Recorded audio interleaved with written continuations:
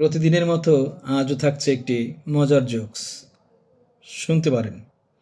বিলেতে এক পরিচারক যার তার প্রভুর জন্য একটি আস্ত সারস পাখি রান্না করছিল।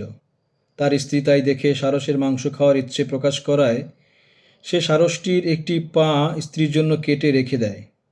রান্নার পর খাবার পরিবেশিত হলে প্রভু জিজ্ঞাসা করলেন, আর অন্য পাটা কোথায় গেল? ভৃত্য বলল, সারসের কখনো দুই পা থাকে না। একথা শুনে প্রভু রাগান্বিত হলেন, কিন্তু মুখে বিশেষ কিছু না বলে ভৃত্যকে জব্দ করতে পরদিন তাকে নিয়ে শিকারে বের হলেন। এক জলাশয়ের ধারে দেখলেন কতগুলি সারস তাদের অভ্যাসবশত প্রত্যেকে এক পায়ে ভর দিয়ে দাঁড়িয়ে আছে। তা দেখে ভৃত্য খুব আস্ফালন করতে লাগলো, বলল, ওই দেখেন প্রভু, সারসের একটিই পা, অপর পা থাকে না। প্রভু একথা শুনে হাততালি দিতেই সারসগুলি অন্য পা বের করে উড়ে গেল।